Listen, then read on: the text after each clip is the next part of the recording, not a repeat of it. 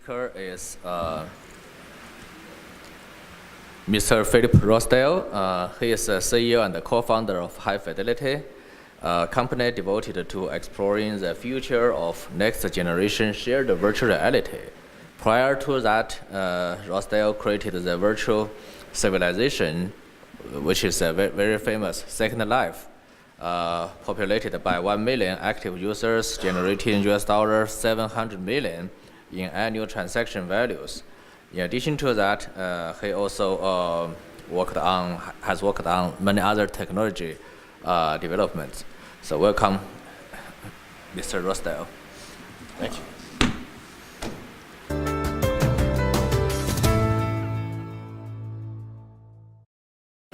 Well, in opening, let me, we had a great talk yesterday where I had all my pretty slides and a video, although maybe it's probably still on your machine. I might show the video here in some moment. But thanks, Rudy, and for talking more about AR and mixed reality. I will confine, as Rudy said, there's so much opportunity here. It's just kind of overwhelming, you know. As my mentor and investor in Second Life, Mitch Kapor, the founder of Lotus 123, once said, we're overwhelmed by opportunity. You know, that this happens in new markets where there's just so much going on and so much potential that you actually get screwed up, don't build the right standards, get confused just because there's so many things you could do, you don't even know what to pick. I'm going to talk just about VR.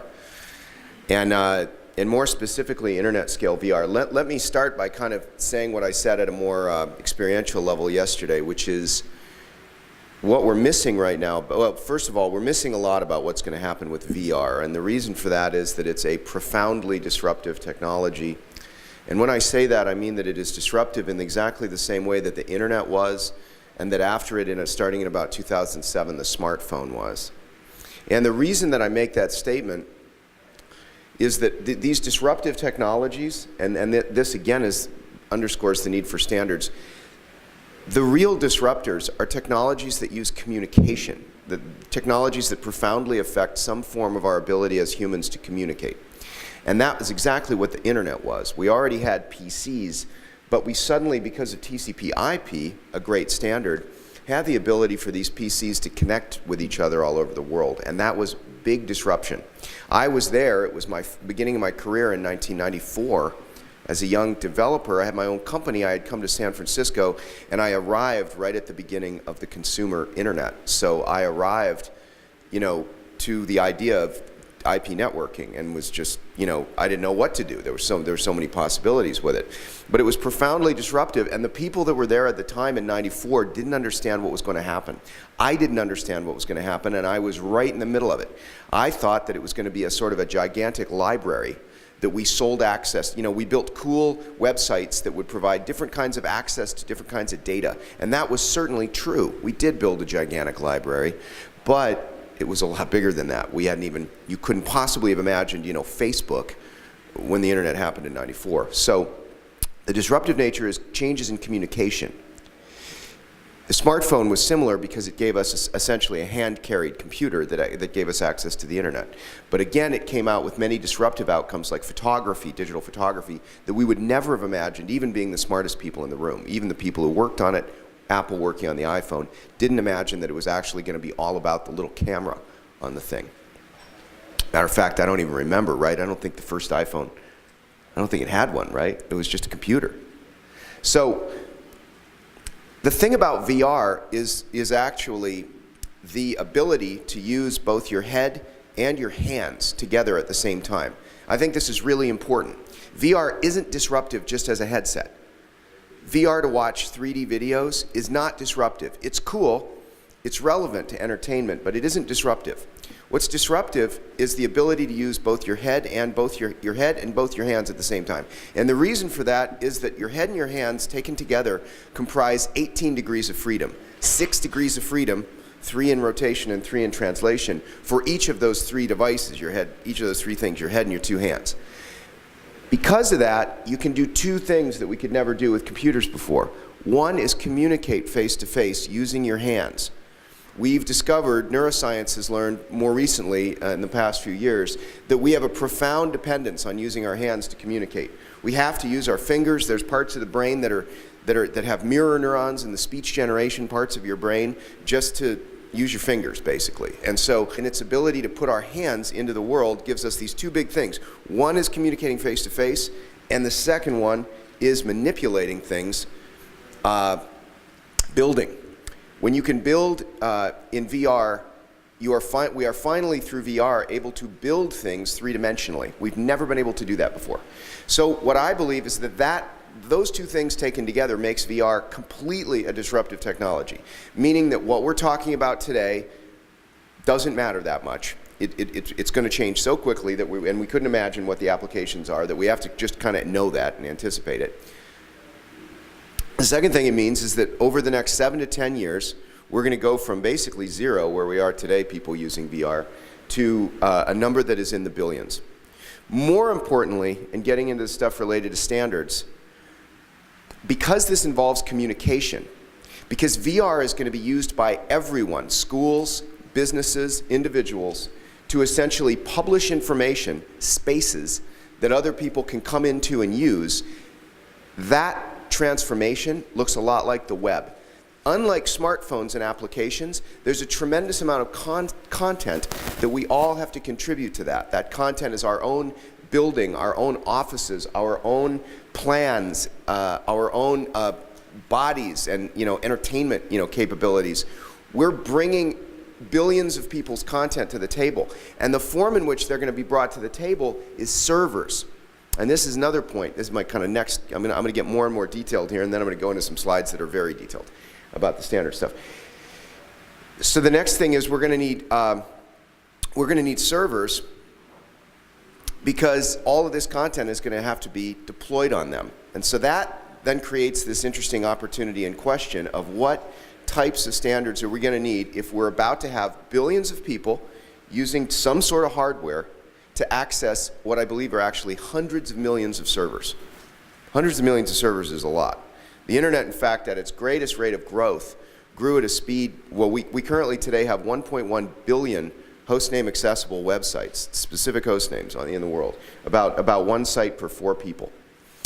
And so if VR is if VR represents an amount of content comparable to the web, which I believe it does, then essentially we're going to have to deploy that content not just across billions of users, but across hundreds of millions of servers, meaning that if hundreds of millions of servers need to be deployed in the next few years, we definitely need standards, because no one company, even if it was very successful, no Facebook, no Google, could possibly deploy that many machines. The internet's greatest rates of growth, which were were about 2007, had about 1 million new servers going online per day. No single company or entity or single standard even could allow that many machines to be put online. So we're going to need hundreds of millions of servers. As I said, the general use of VR for communication and commerce and teaching and just general things that we use the internet for today is going to be larger than entertainment. Even though entertainment use of VR will be substantial, hopefully for those of you guys who've been walking around on the show floor, I mean, there's a lot of fun stuff to do with VR. I believe that the general purpose communication use, teaching, meetings, virtual travel, imagining new locations, historic recreations, those are actually going to be larger in scale by a considerable quantity than entertainment. And so we're more likely to see a client-server architecture like the web than a vertical apps architecture. It would be an apps architecture if the killer apps for VR are going to be single experiences where you consume all the content and the content is built by a single successful company. If that's true, we don't really need to be talking about the standards. They won't matter very much. Somebody will just own that one application. But even in these early days, with the few hundred apps that have come out so far in VR, for example, all the stuff on Steam for the Vive, they demonstrate that there's no one big winner.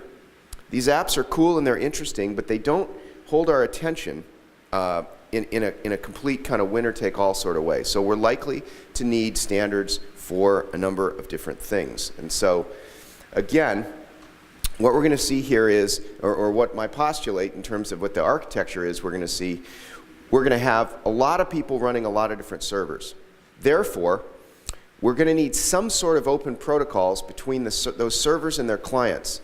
And by the way, and I'll get to this, the web is not sufficient. HTTP and TCP do not give us enough protocols for this because there's a server problem here, basically, that we have to face. End users are probably going to choose both hardware and clients that they can use to operate against this stuff, and therefore, again, we need some sort of open protocol between those clients and different types of servers. Another point which gets a little more granular is that because identity is such an important part of VR, because VR, unlike the web, involves you having an avatar, an identity, an ability to prove who you are, various credentials about your work or whatever. That means that we're about to get into a big identity problem with respect to standards that's going to be very interesting. And none of the existing identity systems we have are adequate. So we're going to need identity providers and certificate authorities.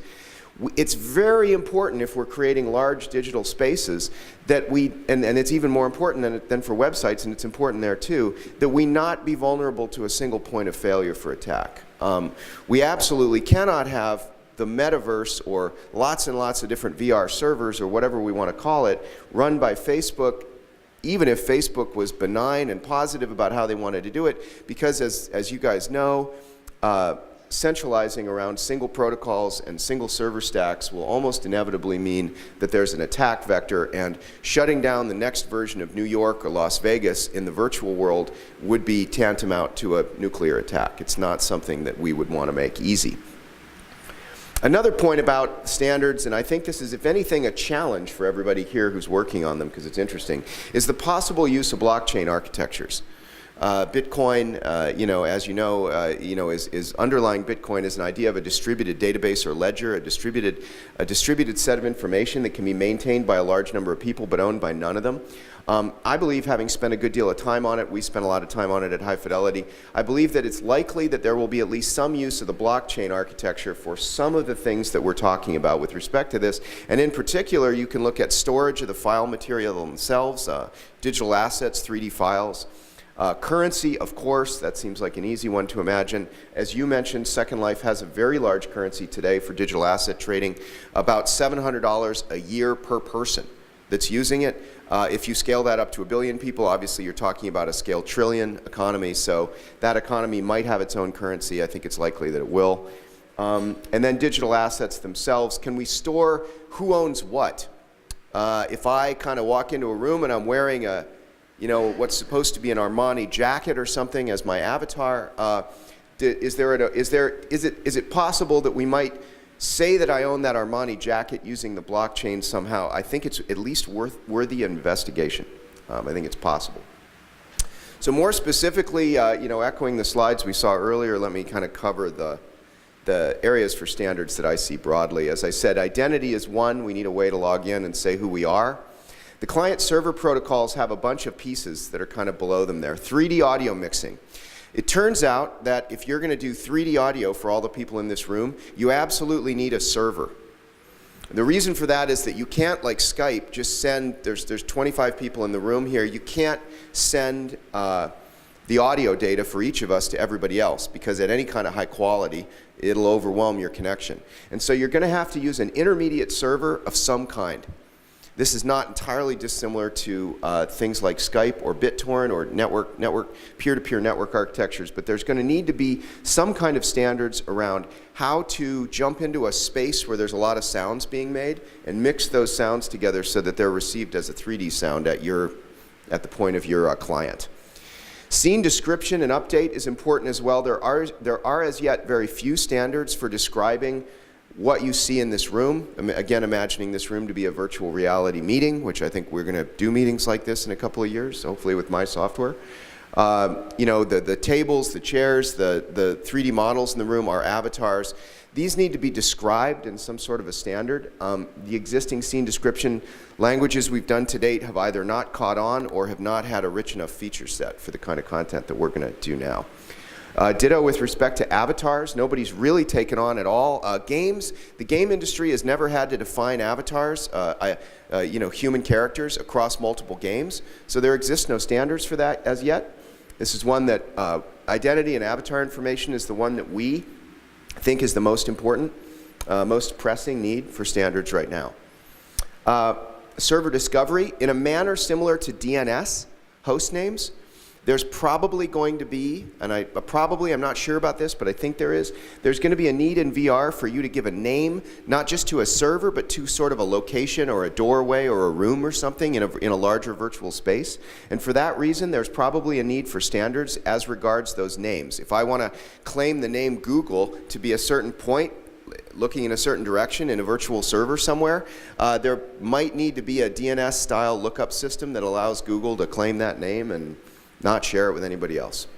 As I mentioned earlier, certificates for digital assets means provable information, kind of akin to an SSL certificate, that allows us to say that a certain digital asset like belongs somewhere or belongs to someone. So there's a lot of opportunity there. Let me dwell a little bit more as my last point here, so I'm just drilling down in detail. So, you know, again, I think identity is the one that probably has the most, and by the way, this is very tactical stuff for me. We are currently in beta with a product that works today. It has a few hundred people using it to set up servers. In High Fidelity, the current state of High Fidelity, and maybe I'll conclude, I'll show you a little video of this. The current state of High Fidelity software is, it's open source. It's available for download right now. It allows you to set up a virtual space to have a meeting like this. You can have as many people as we have here in this room come to a virtual meeting hosted on one of our servers, running on one like Apache EC2 machine. It'll easily support this number of people. We do it all the time. I had my whole company, which is about the same size as this room at this time, standing together on Friday or on Thursday, having a meeting, doing this. So we need these standards today. People are beginning to deploy our servers right now. And with any luck, we might have thousands and, you know, and then millions of people in just the next couple of years. So we need these standards. And identity is the most important one.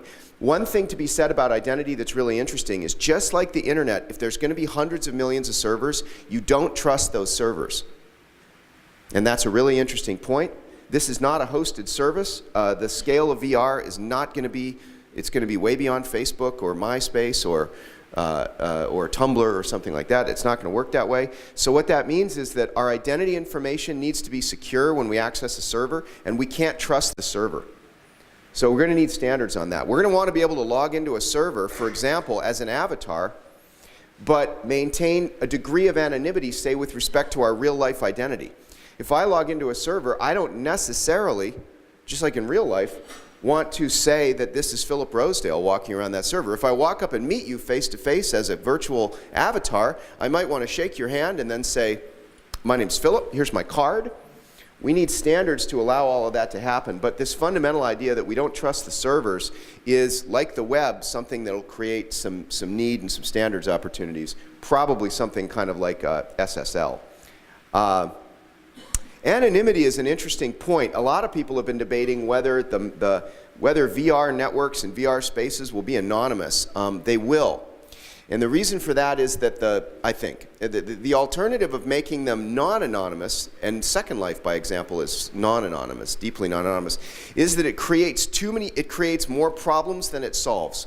If you create a profoundly non-anonymous environment, the ability for people to harass or stalk or track each other is too substantial. Just like people have already started to talk about with respect to ad technologies in VR, there's going to definitely be a strong position taken that you deserve a certain degree of anonymity. Whether there'll be some avatar Bill of Rights that defends that, I don't know, but I do know that some people are working on that.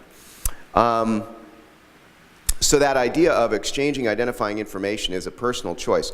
OAuth and OpenID are actually an approach that seems pretty close to what we need.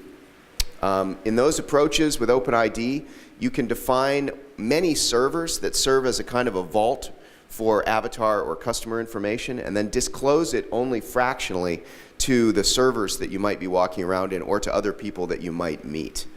And different servers, fundamentally, different servers will require different levels of disclosure. If you have a server that's hosting an IEEE meeting and you want to have it amongst a working group that's a defined set of people, you need to basically have pretty high level of security on that, where you say, when you come to this meeting, you're going to have to log in with your IEEE credentials, and that's the way it's going to work. And those credentials need to be securely checked for real, in the same way that we might check, again, like an SSL web certificate today.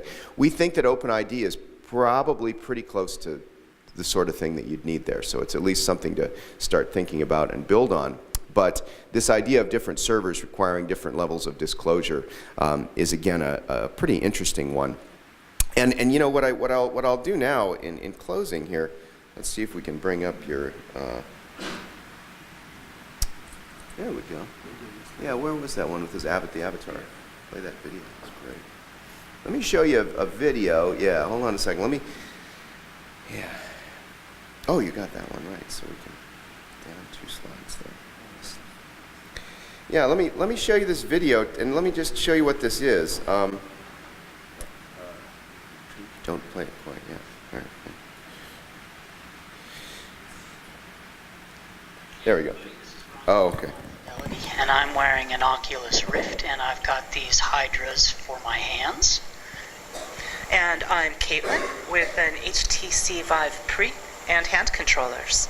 And we wanted to show you really quickly with these hand controllers how we could both play a quick game of tic-tac-toe on our whiteboard here. I'm sort of jumping ahead. Oh, I see. I didn't win there, but anyway, you get the idea. So let me just speak to what you just saw there. That's what it feels like to be the third person, albeit in a screen view. You can't feel what this stuff really feels like, obviously, unless you're wearing a head-mounted display. But that's what it feels like to be the third person in a meeting in a high-fidelity server. So our servers today can support, tens of people, something like just short of 100 people in a meeting together in a single server. You can manipulate objects. You can upload and animate photorealistic avatars. Those 2 avatars are actually scanned from actors in Los Angeles. Those are real people that we scanned a few months ago. You can actually use that avatar if you choose to in high fidelity today.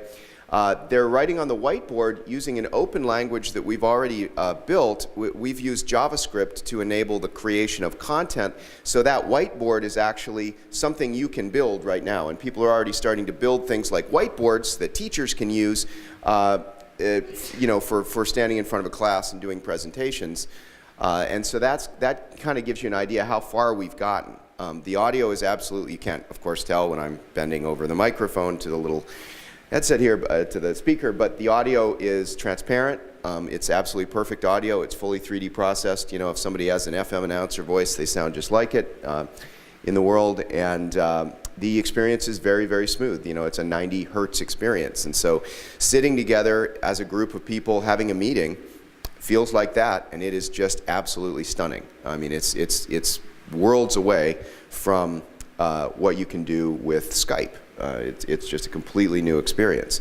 And so we really, and in closing, the one thing I would say, in fact, I'll show you this slide. What's the breakout application that's going to drive all this stuff, including the standardization? And we believe for certain, read Ready Player One if you'd like to enjoy a fictional novel about this that actually Steven Spielberg is making a movie about right now that points this out. But we believe right now that our software and other people's software in this space can be used to basically make schools take place in a head-mounted display. I have 4 kids. There's absolutely no reason today why you couldn't do a better version of teaching science, for example, going inside a human cell, which is what that background is, where a teacher can take her kids with headsets into a live environment where she's able to take them on a journey through the inside of the human body, and essentially replace the schoolroom that she has today with a headset and the boring, white walls of the room with teaching materials like this. This is an incredible leveler of the playing field. The teacher and her students can be at almost any distance from each other. Speed of light, gives us a 100 millisecond delay even halfway around the world. And that means that education, I think, as a first use case, will be profoundly altered much faster than we think. And I think that education, VR in education, will be one of the first examples of one of those markets that is much larger than entertainment and what we're playing with today with our VR headsets. So let me wrap up there, and we'll take some questions later. Thanks, guys.